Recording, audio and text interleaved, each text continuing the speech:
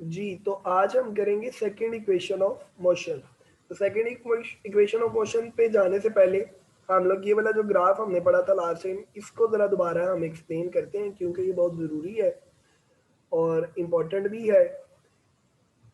तो इस ग्राफ में हुआ क्या था, एक बॉडी थी और वो बॉडी एक्चुअली क्या कर रही थी, वो ए पॉइंट से मूव करना स्टार्ट करती थी और चलते चलते चलते वो अपनी यानी इनिशियल वेलोसिटी के साथ यूनिफॉर्म एक्सेलरेशन के साथ मूव कर रही है और चलते चलते पॉइंट बी पर पहुंच जाती है।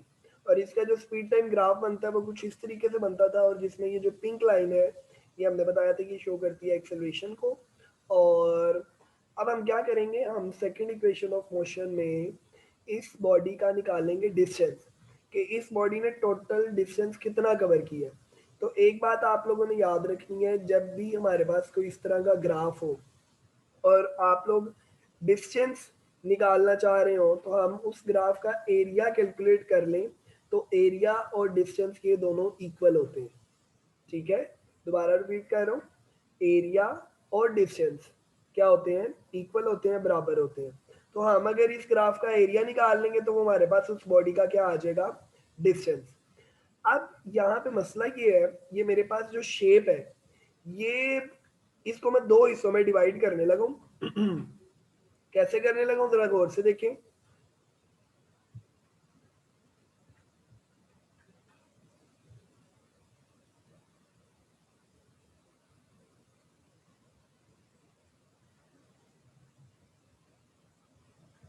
तो पहली शेप जो है वो ये वाली है, ये वाला इतना हिस्सा जो बन रहा है जो कि आपको नजर आ रहा है, ये कौन सी शेप है, ये रेक्टेंगल है।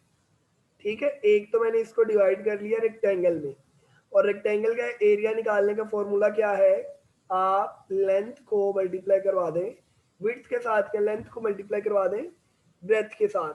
तो अभी यहाँ पर होगा क्या कि इसकी अगर लेंथ देखें हम, तो इसकी लेंथ है ये वाली, ओ से लेकर डी तक। इसकी लेंथ है ओ से लेकर डी तक, और इसकी जो ब्रेथ है वो है सी से लेकर डी तक। तो अगर हम इन दोनों को मल्टीप्लाई करवा देंगे तो हमारे पास इस रेक्टेंगल का एरिया आ जाएगा।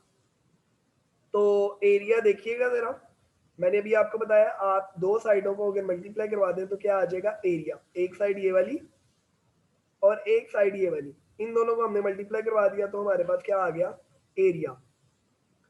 तो O D multiply by C D.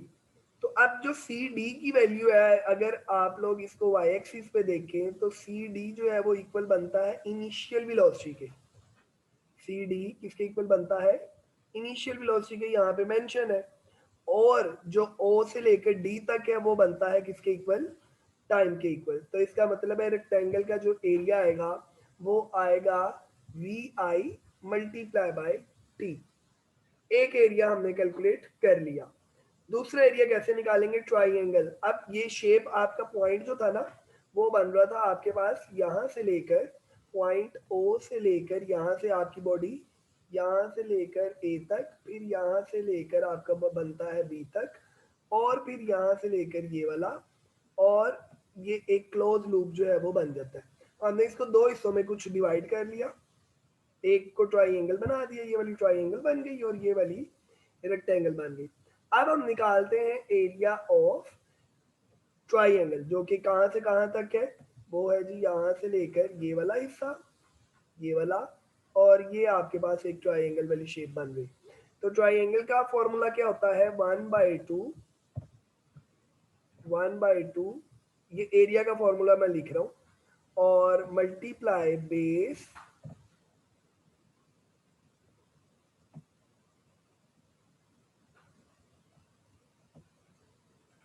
Into height.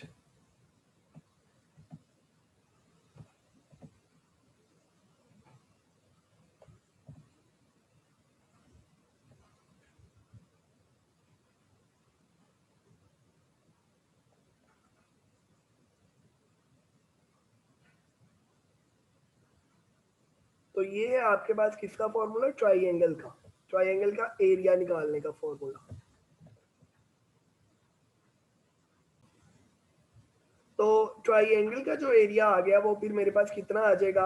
अब ये देखिए यहाँ पे जरा, आपके पास जो 1/2 है ये तो साथ वैसे ही आ जाएगा ना, 1/2 ये तो आ गया हमारे पास वैसे ही। अब जो बेस है वो है ट्राइंगल की, ये वाली जो है ये बेस है ए से लेकर सी तक, और ये इक्वल है ओ से लेकर डी तक। तो लेकिन ओ से लेकर डी तक तो हमारे पास किसके इक्वल आता है, वो तो टाइम के इक्वल आता है ना। ओ से लेकर डी तक हमारे पास किसके इक्वल आता है, टाइम के इक्वल। तो फिर हमने क्या किया, जो बेस थी इसकी जगह पर लिख दिया टाइम। अब जो हाइट है, हाइट आपके पास बनती है बी से लेकर सी तक। कितनी बनती है, बी से लेकर सी। तो कल हमने स्लोप का फॉर्मूला पढ़ा था, और स्लोप का फॉर्मूला जिसमें ए आपके पास इक्वल आया था किसके, बी सी, और डिवाइडेड बाय टाइम। तो अगर आप बी सी की वैल्यू निकालेंगे तो क्या होगी, ये टी वहां जाएगा तो मल्टीप्लाई हो जाएगा, तो ये बन जाएगा ए टी इक्वल टू किसके आ गया, बी सी के। तो फिर हम क्या कर सकते हैं, हम बी सी यानी जो हाइट है, हाइट यही बनती है ना बी से लेकर सी तक, इस हाइट की जगह पर फिर मैं क्या लिख सकता हूँ, इस हाइट की जगह पर मैं ए टी लिख सकता हूँ। ए से एक्सेलरेशन, टी से टाइम। तो फिर ये फॉर्मूला आपका क्या बन गया, ये तो बन गया 1/2, और ए और टी ये सारा मल्टीप्लाई होगा तो ये बन जाएगा ए, और टी दो है तो ये हो जाएगा टी का स्क्वायर। तो ये मेरे पास आ गया किसका फॉर्मूला, ट्राइंगल का। तो अब हम सिंपल, ये ट्राइंगल का एरिया आया है, और रेक्टेंगल का एरिया हमारे पास ये वाला था, V I multiply by T. V I यानी इनिशियल वेलोसिटी और मल्टीप्लाई बाय टाइम। ये मेरे पास किसका एरिया आया है, ये आया है रेक्टेंगल का। तो अगर आपने टोटल एरिया निकालना है तो टोटल एरिया निकालने के लिए ये दोनों आए हैं, इनको क्या कर लो, ऐड कर लो, तो आंसर आ जाएगा। दोनों सिंपल है। तो देखते हैं अभी क्या किया हमने।